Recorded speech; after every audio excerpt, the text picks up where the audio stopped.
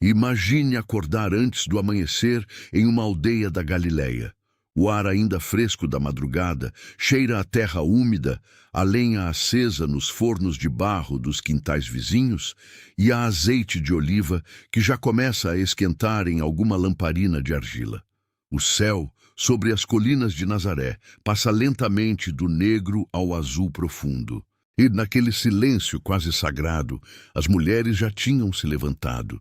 Porque no mundo do primeiro século, a vida começava muito antes de o sol tocar os telhados de pedra. A higiene pessoal na Judéia e na Galileia, do tempo de Jesus, era uma prática diária, constante e profundamente enraizada, tanto na tradição cultural judaica, quanto nas necessidades práticas de quem vivia em um clima quente e seco. Não era superficial, nem descuidada. Era, ao contrário, uma parte fundamental da ordem doméstica, da identidade feminina e, em muitos sentidos, da expressão religiosa. As leis de pureza que regiam a vida judaica faziam da limpeza corporal algo que ia muito além da simples aparência. Era um ato de devoção, de respeito a si mesmo e à comunidade. Mas o que muitas pessoas hoje não imaginam é que as mulheres daquela época possuíam conhecimentos surpreendentemente sofisticados sobre as propriedades das plantas, dos minerais e dos óleos que a terra do Levante lhes oferecia.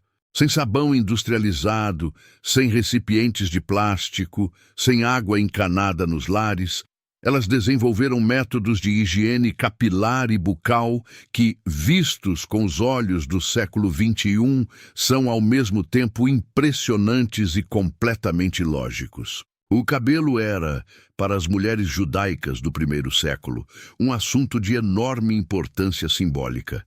Mantê-lo coberto em público era uma norma de modéstia amplamente observada, especialmente entre as mulheres casadas, que costumavam usar um véu ou um tecido simples de linho sobre a cabeça ao sair ao mercado ou ao poço comunal.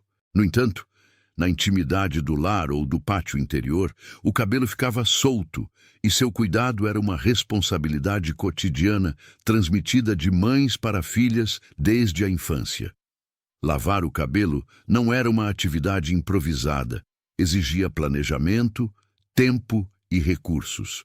Nas aldeias da Galileia, como Cafarnaum às margens do lago ou nas colinas onde se situava Nazaré, a água era obtida de poços comunitários, cisternas escavadas na rocha ou, nas localidades mais afortunadas, de nascentes naturais. As mulheres carregavam cântaros de barro sobre a cabeça ou sobre os quadris, e a água trazida do poço era um bem guardado com zelo. Não seria desperdiçada em uma lavagem descuidada. Para limpar o cabelo, as mulheres recorriam a uma combinação de técnicas e materiais naturais de eficácia comprovada. Uma das mais comuns era o uso de argila ou terra com propriedades absorventes, que se misturava à água para formar uma pasta suave capaz de remover o excesso de gordura e a sujeira acumulada. Certas argilas da região, de tons ocres e avermelhados, possuíam propriedades naturais que hoje os especialistas reconheceriam como semelhantes às dos produtos purificantes modernos. Poucas pessoas sabem que uma das substâncias mais utilizadas para a lavagem capilar no mundo antigo era a cinza vegetal, dissolvida em água. Ao se misturarem, a cinza produz uma solução levemente alcalina, com propriedades limpantes reais. As mulheres da Galileia e da Judéia conheciam bem esse princípio, ainda que não o expressassem em termos químicos. Guardavam cinza dos fornos de lenha, a dissolviam em água quente, deixavam a mistura repousar e utilizavam o líquido resultante para esfregar o couro cabeludo e as mechas do cabelo. O efeito era uma limpeza eficaz sem a necessidade de nenhum composto fabricado. A isso se somava o azeite de oliva, esse elemento onipresente na vida do Mediterrâneo antigo. O azeite não era usado apenas para cozinhar ou para alimentar as lamparinas que iluminavam os interiores de pedra. Era também o grande condicionador, o protetor e o embelezador do cabelo. Depois da lavagem, as mulheres aplicavam pequenas quantidades de azeite de oliva sobre os cabelos úmidos, distribuindo-o com os dedos ou com pentes fabricados em osso, madeira ou marfim. Alguns deles de um acabamento surpreendentemente delicado. Esse gesto nutria o cabelo ressecado pelo sol e pelo vento das planícies galileias, devolvia a maciez e evitava que quebrasse. Algumas famílias com mais recursos acrescentavam aos seus óleos substâncias aromáticas, como extrato de mirra, resina de cedro ou ervas como a hortelã e o isopo, que cresciam nos campos e jardins da região. O isopo, planta mencionada até nos textos sagrados hebraicos, era valorizado não apenas pela sua fragrância, mas também pelas suas propriedades limpantes. O resultado dessas misturas era um unguento perfumado que, aplicado sobre o cabelo, deixava um aroma suave e persistente que muitas mulheres consideravam parte natural de sua apresentação cotidiana. No entanto, a realidade do mundo antigo era diferente do que poderíamos supor. A lavagem completa do cabelo não ocorria todos os dias. A água era escassa, o tempo disponível era limitado e as responsabilidades domésticas eram enormes. O cuidado capilar profundo era um ritual semanal ou quinzenal, planejado e muitas vezes compartilhado. Nos pátios das casas de pedra, onde várias gerações de uma mesma família podiam conviver, as mulheres mais velhas ensinavam as mais jovens. Uma avó, uma mãe, uma tia sentadas à sombra de uma figueira ou de uma parreira, desembaraçando e lavando o cabelo das meninas pequenas, era uma imagem cotidiana nas aldeias da Galileia do primeiro século. O processo de secagem era completamente natural. O cabelo se estendia ao sol e ao vento, aproveitando o calor generoso do clima mediterrâneo. Depois vinha o penteado cuidadoso, às vezes elaborado, que incluía tranças, penteados presos com grampos de osso ou de bronze e, em algumas ocasiões, adornos simples de tecido ou couro.